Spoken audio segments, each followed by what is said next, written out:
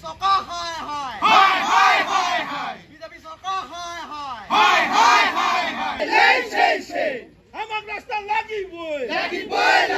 BJP সরকার হায় হায় হায় হায় হায় BJP সরকার হায় হায় লাগিব দুর্নীতি সহ্য কৰা নহব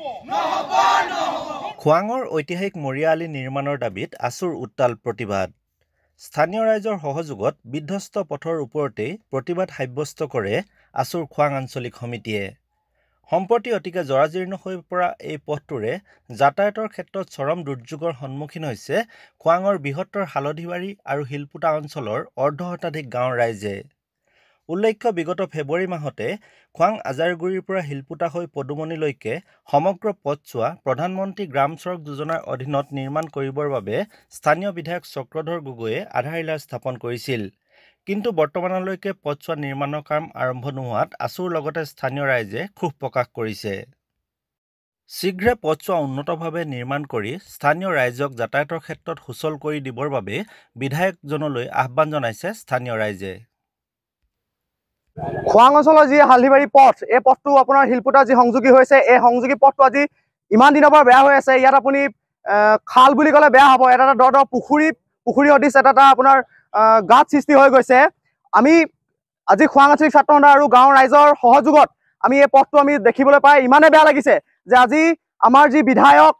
চক্ৰধৰ গগৈদেৱে আমাৰ 10 বছৰ কাৰ্যকালতো এই ৰাস্তাটো অতি একো ঠিক কৰি দিব নোৱাৰিলে আমি তেওঁ গৰিহণা যোগাইছো আজি দেখিবলৈ বেয়া লাগিছে শুনিবলৈ বেয়া লাগিছে এই ৰাস্তাটোৰ প্ৰতি ইমানেই আপোনাৰ মানুহৰ অভিযোগ হোৱাৰ পিছতো এই চৰকাৰখনে একো এটা কাম কৰি দিয়া নাই তেওঁ এই আজি আপোনাৰ পঞ্চায়ত ইলেকশ্যনৰ আগে যিটো আপোনাৰ আধাৰশিলা স্থাপন কৰিছিলে দামেখাটি চাৰিআলিত এই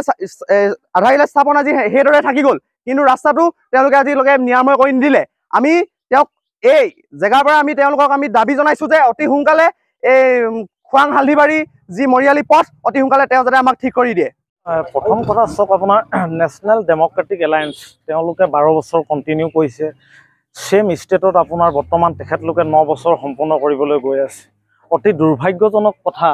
ঐতিহাসিক মৰিয়ালিটোৰ লগত 75% হালধিবাৰী পঞ্চায়তৰ মানুহ আছে 65% মানুহ খোৱাং পঞ্চায়তৰ মানুহ জড়িত হৈ আছে 75% আৰু 60% মানুহৰ ভিতৰত যদি ইনক্লুড কৰি চাওঁ 50খনতকৈ ওপৰত ইয়াত আপোনাৰ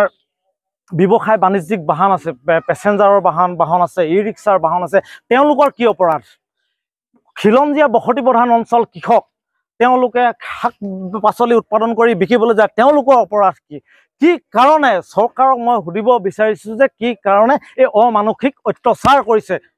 খিলঞ্জীয়া মানুহক উচ্ছেদৰ সমান্তৰালকে স্পেচ টেকনলজি ইউজ কৰা চৰকাৰখনে এই ৰাস্তাটো কিয় থাকি গ'ল নেশ্যনেল ডেমক্ৰেটিক এলায়েন্সে 12 বছৰ সম্পূৰ্ণ কৰাৰ পাছতো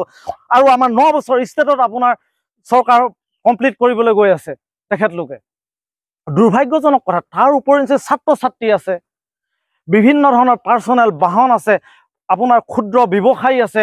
টাউনৰ পৰাও বহুত আহি ইয়াত সাপ্লাই চেইন আছে গতিকে কিহৰ কাৰণে হৈছে কি কাৰণে হৈছে আমি দাবী জনাইছো এই দাবীৰ জৰিয়তে আমি খুব সোনকালে অতি শীঘ্ৰে এই ৰাস্তাটো মেৰামতি নহয় উন্নত পৰ্যায়ৰ 2 লেনযুক্ত এটা ৰাস্তা উইথ আপোনাৰ নিতাই পুখুৰীলৈকে ক্লিয়াৰ কৰিবলৈ আমি চৰকাৰক দাবী জনাইছো আৰু মই সংবাদ মাধ্যমৰ যোগেদি মই এটা দাবী জনাইছো ৰামেশ্বৰ তাৰী ডাঙৰীয়া বৰ্তমান সাংসদ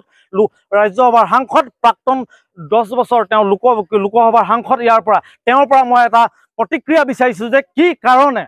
ৰাস্তাটো হৈ নুঠিলে তেখেতক ইয়াৰ ৰাইজে ভোট দিছিলে সেইটো আমাৰ নৈতিক অধিকাৰ